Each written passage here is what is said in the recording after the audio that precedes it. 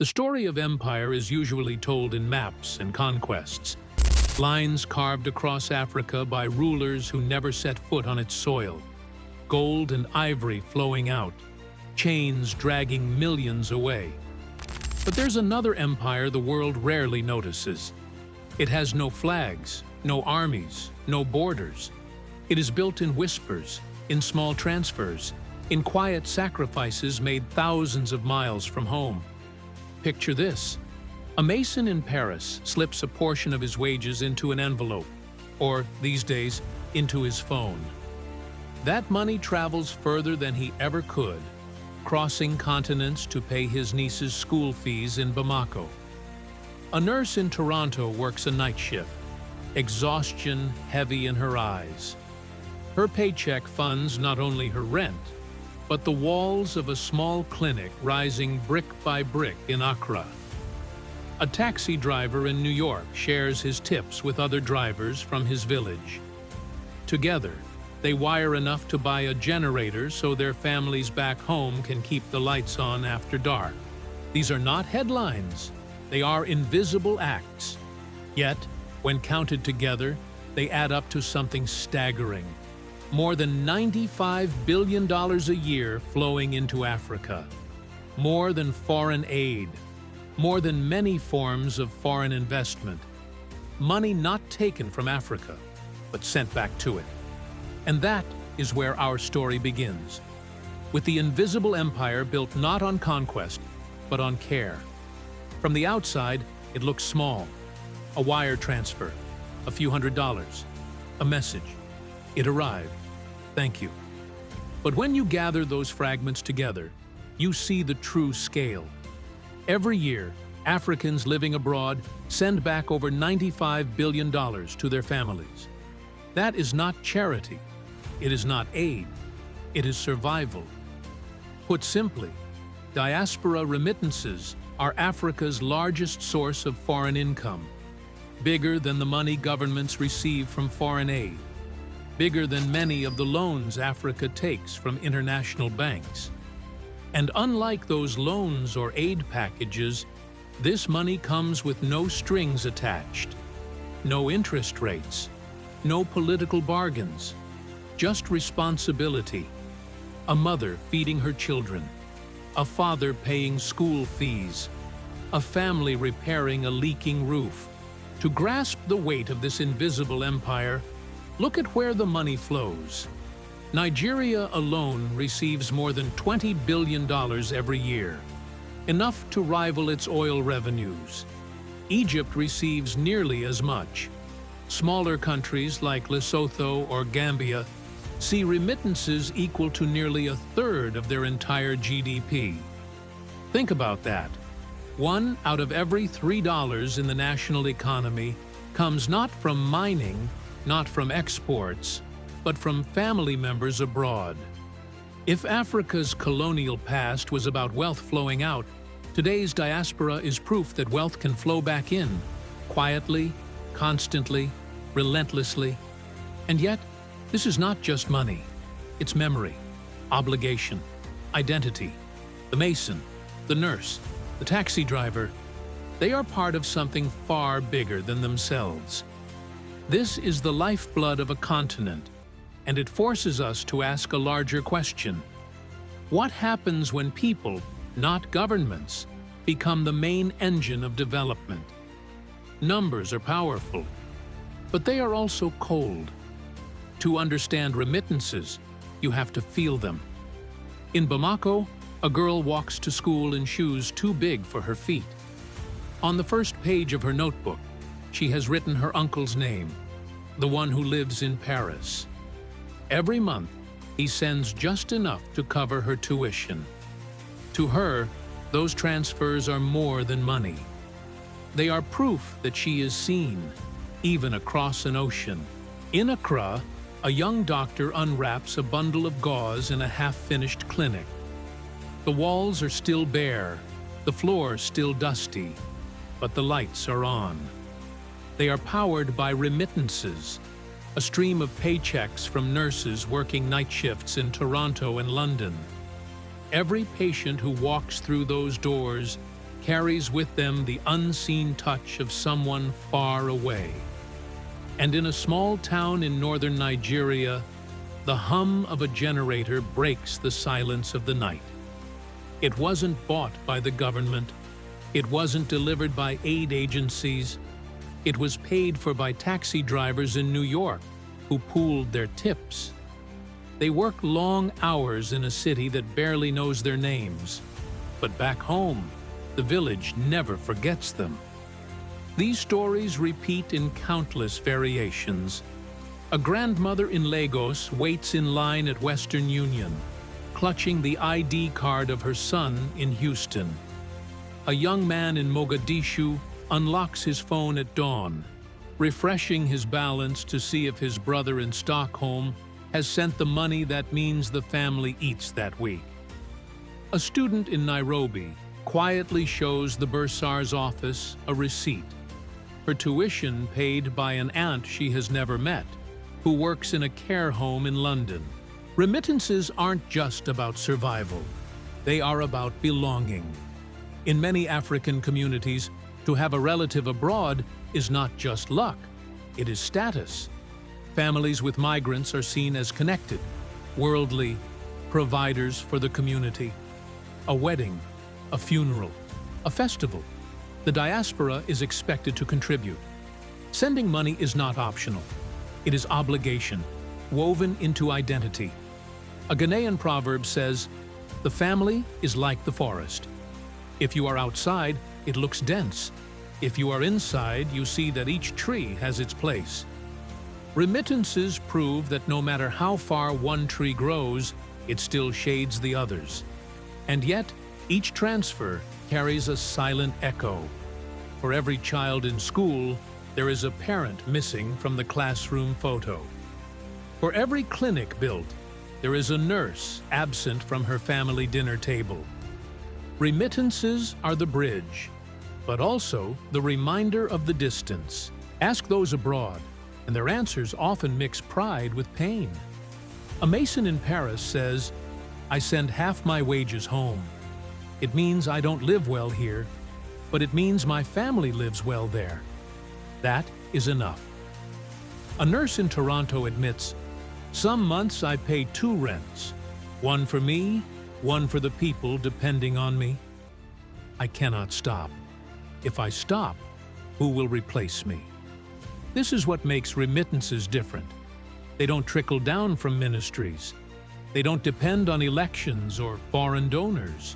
They arrive in direct lines, from hand to hand, from pocket to pocket. They are personal, immediate, human. They build not just economies, but bonds. And they raise a question the world rarely asks. If the African state often struggles to provide for its people, what does it mean that the African family, scattered across the globe, is stepping into that role? The act of sending wealth home is as old as migration itself. Long before bank wires and mobile transfers, Africans carried their duty across deserts, oceans, and centuries. Picture a caravan snaking across the Sahara in the 14th century. Camels heavy with salt, gold, and manuscripts. When the traders returned, they didn't just bring profits for themselves. They carried gifts for their families, dowries for their daughters, and donations for mosques and schools. The caravan was more than commerce. It was a lifeline. Even earlier, on the banks of the Nile, Egyptian officials recorded shipments of grain and goods sent back upriver to villages. For laborers conscripted to work on monuments or in cities, their wages were partly in kind, grain, cloth, livestock, that traveled back home. To feed a family far away was not an afterthought. It was expected. Centuries later, the story shifted, but the pattern remained. Under colonial rule, African soldiers enlisted in foreign armies, from West African tirailleurs in the French ranks to East Africans serving the British Crown. Many never returned home, but their wages did. slipped into envelopes, converted into goods, shipped by rail or by sea. For families waiting in villages, the arrival of that money meant food on the table, cattle in the pen, or the chance to keep a child in school. The mines of southern Africa told a similar story. Men left Lesotho, Malawi, and Mozambique to work in the depths of South Africa's gold and diamond shafts. They returned only once or twice a year, but their pay was sent home regularly. Entire rural economies rose and fell with the rhythm of their wages. Even in the darkest chapter of Africa's story, the Atlantic slave trade, the principle of remittances found its echo. Enslaved Africans who clawed their way to freedom often did so not just for themselves, but for kin. In Jamaica, Haiti, and the American South, freed men and women pooled their meager wages to buy the liberty of relatives. Each coin was a message. If one of us survives, all of us must benefit. The 20th century deepened these connections. In Marseille, Liverpool, and Naples, African dock workers sent money home in battered envelopes. In Harlem, Caribbean migrants wired funds to anti-colonial movements across the Atlantic. In Paris, North African workers formed hometown associations, pooling contributions to finance wells, mosques, and schools in their villages. And across West Africa, the tradition of the susu, or rotating savings group, flourished. Migrants abroad formed circles of trust, where each member's turn meant a transfer home big enough to build a roof, start a business, or fund a child's education. The tools changed, the routes shifted, but the rhythm endured. Work abroad, send home. Obligation became ritual. Sacrifice became tradition. So when we look at the billions flowing into Africa today, we are not seeing a modern accident. We are seeing the continuation of an ancient story. The story of a people who have always understood that their strength is not in the individual, but in the community. Walk into a classroom in rural Uganda. The chalkboard is cracked, the roof patched with tin, but the students are there. Uniforms pressed, notebooks open. Their fees are paid not by the state, but by a brother working in Dubai. Without him, half the children in this room would be at home. Step into a clinic in Senegal. The equipment is second-hand, the paint is peeling, yet mothers wait in line with babies on their hips. The shelves hold medicine bought with remittance money.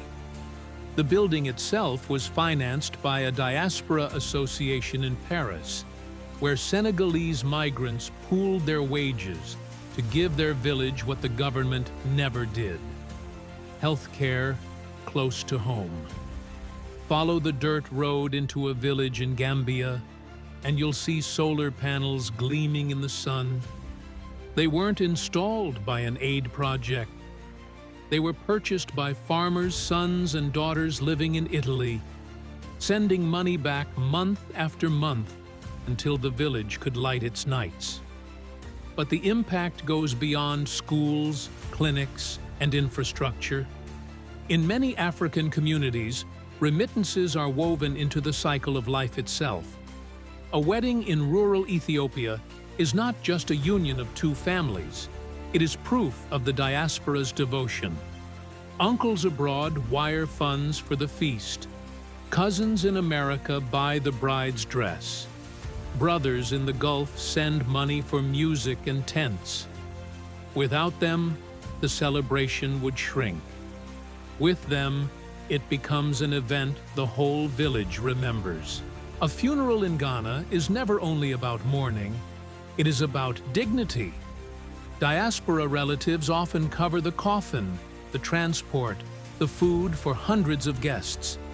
In some cases, they even fund the construction of a family tomb, a permanent reminder of love sent from afar. Festivals, too, often bear the fingerprints of remittances. In northern Nigeria, Masquerades whirl through dusty streets, funded by contributions from sons working as drivers in London or traders in Dubai. Their money buys the costumes, pays the drummers, feeds the community. The dance is not just performance. It is proof that those abroad remain part of the rhythm at home. Even politics is touched. Diaspora groups have built wells, sponsored roads, and financed electrification projects that politicians later claim as state achievements. In some towns, entire mayors' reputations rest not on what the government provided, but on what migrants abroad delivered. And beneath it all lies the subtle weight of status. A family with a son abroad is not just a family. They are a symbol. Their remittances fund not only their own children's schooling, but scholarships for cousins, neighbors, even strangers. In return, they are called benefactors, remembered in prayers, their names carried in song. This is the quiet revolution of remittances. They don't appear in national budgets. They don't get headlines, but they keep children in school. They put roofs over families. They turn the lights on. They give dignity to weddings, funerals, and festivals, the very fabric of community life. And their power lies in being direct. Unlike aid, which often vanishes into bureaucracy, remittances travel along invisible wires that stretch from hand to hand, from sacrifice to survival. In some countries, this lifeline is so large it eclipses entire sectors of the economy. Lesotho, Liberia, Comoros, places where as much as a third of the national income comes from families abroad. $1 in $3 circulating in these economies is tied to someone living thousands of miles away. But the impact is not only economic, it's cultural. Remittances bind the diaspora to the homeland. Every transfer says, I may be gone, but I am not absent. I may live abroad, but my future is still tied to yours. It's a promise, a bridge, and sometimes the only thing standing between a community and collapse. But every empire has its shadows, and the empire of remittances is no different. Behind each transfer is a story of absence. A father missing his son's first steps while driving a taxi in Rome. A mother watching her daughter's graduation through a shaky video call from Riyadh. The money arrives, but the people do not. This absence reshapes families. Children grow up with new shoes and new books, but no parents to walk them to school. Spouses shoulder the weight of entire households alone. Elders sit in villages with roofs repaired by remittances, but chairs left empty at the dinner table. Then there is the paradox of success. Families abroad often live modestly, even in hardship, but to relatives at home, they appear endlessly wealthy. A mason in Paris may share a tiny apartment, his meals simple, his hours long. Yet back home, cousins and neighbors see only the transfers, the currency in euros. Their needs multiply. Their requests grow. To send money is to be dutiful. To stop is to be called selfish. Many migrants carry the invisible burden of remittance pressure, trapped between pride and exhaustion. And the cost is not only emotional, it is economic. Africa's brightest often leave: doctors, engineers, teachers, scientists. Their wages sustain the homeland, but their absence hollows it. A hospital gains medicines through remittances, but loses doctors to migration. A school gains books from abroad, but loses teachers who have gone in search of better pay. What is given with one hand is taken with the other. The diaspora's sacrifices are compounded by exploitation. Nowhere in the world are remittance fees higher than in Africa. To send $200 to sub-Saharan Africa can cost nearly $20 in fees, almost 10% gone before it reaches a family. By comparison, sending money to South Asia costs less than half as much. This isn't coincidence, it is design. Banks, middlemen, and outdated systems profit from the devotion of migrants. Every transaction skims off the very money that was meant to keep children in school or food on the table. And when remittances grow large enough, they reshape economies in ways that can be dangerous. Governments sometimes lean on diaspora flows as an excuse to neglect public services, knowing that families abroad will step in. Local businesses may inflate prices when they know customers are funded by relatives overseas. Some villages survive almost entirely on external support, fragile ecosystems that could collapse if migration slows, or if global crises cut off income. The invisible empire, then, is double-edged. It empowers, but it also entraps. It sustains families, but it can strain relationships. It fills gaps, but it can deepen dependency. Ask migrants, and their words reveal this tension. A nurse in London confides, "When my paycheck arrives, I divide it into 3 parts. One for my rent, one for my family, and one for the requests I didn't expect. There is never anything left for me." A driver in Johannesburg explains, "If I send, they are grateful. If I don't, they say I've forgotten them. I can't win." The invisible empire is powerful, but it is fragile. Built on sacrifice, stretched across continents, vulnerable to forces no single family can control. Empires of the past were built on stone and steel. This one may be built on something smaller, a SIM card. Across Africa, mobile money has already rewritten the rules. With a phone and a few clicks, a farmer in Kenya can receive funds from a brother in London within minutes. No banks, no middlemen, no crushing fees. Platforms like M-Pesa, Wave, and Flutterwave are cutting costs and opening doors, allowing more of every hard-earned dollar to reach its destination. But where does this invisible empire go next? Its future could unfold in more than one way. Imagine the first scenario: stagnation. Nothing changes. Fees stay high, governments remain passive, and remittances remain stuck as survival money.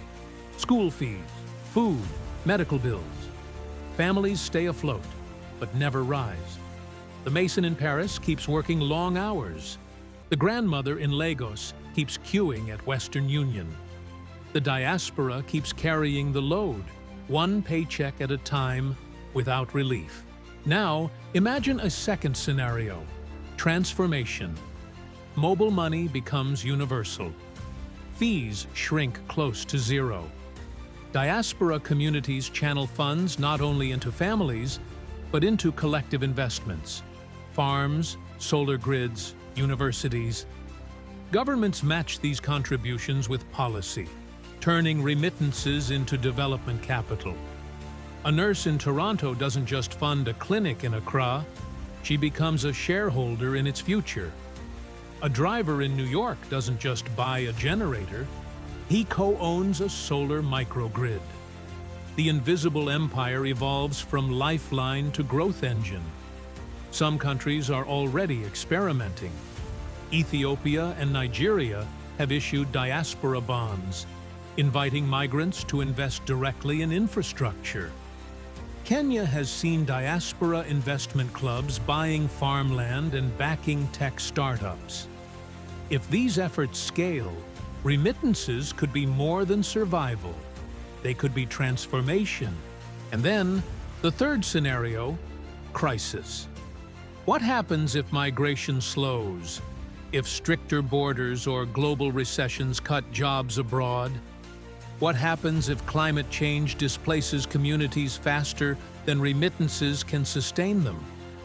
What happens if the second generation of diaspora children born in London, Paris, Toronto, no longer feel the same obligation to send money back? A hospital wing in Senegal sits unfinished because the stream of remittances dried up. A village in Gambia goes dark because the drivers in New York lost their jobs. An economy built on invisible wires suddenly finds those wires cut. The truth is, the future of Africa's remittances hangs in the balance. It could remain fragile. It could evolve into a foundation of development. Or it could collapse under global shocks. But whatever the path, one fact is certain. The diaspora will remain a central character in Africa's story. For centuries, its people have carried their families, their villages, and their nations across borders. The tools may change, but the duty endures. And perhaps most importantly, the narrative is shifting. For too long, Africa's story has been told in terms of aid, of what the world gives. The remittance story rewrites that. It says, Africans abroad are not beggars at the world's table. They are builders of their own continent. The invisible empire is already here. The question is whether it will remain a patchwork of lifelines or evolve into a force that transforms Africa's future. For centuries, outsiders looked at Africa and saw only extraction: gold, ivory, slaves, oil, copper, wealth flowing out, leaving scars behind. But today, in the quiet wires of the modern world, the current has reversed. Wealth is flowing back in, not from governments or corporations, but from Africa's own sons and daughters scattered across the globe. There are no flags to mark this empire, no maps to draw its borders. It is invisible, stitched together by sacrifice, memory, and love. A mason's paycheck, a nurse's night shift, a driver's pooled tips. And yet its impact is visible everywhere, if you know where to look. A girl in Bamako graduates high school because of an uncle's wages in Paris. Years later, she becomes a doctor, saving lives her uncle will never meet. A solar grid in Gambia lights up classrooms. The students inside grow into teachers, engineers, leaders, powered by the remittances of strangers in faraway lands. A clinic in Accra, funded by nurses in Toronto, becomes the birthplace of children who will one day carry Africa's story further than their parents dreamed. This is the ripple effect of remittances. Each transfer does not end with the receipt. It echoes, multiplying through generations. And yet, this empire is fragile, built on distance, strained by obligation, taxed by unfair systems. It is powerful, but it cannot carry the weight of a continent alone. Still, it tells us something profound. Africa is not waiting for salvation. It is being rebuilt from within and abroad, piece by piece, transfer by transfer. So perhaps the question is not whether Africa is being built. The question is, will the world finally recognize who the builders are? And an even deeper question remains. When the story of Africa's future is told, will it remember the invisible empire that was never carved on maps, but written in the hearts of families who refused to forget each other?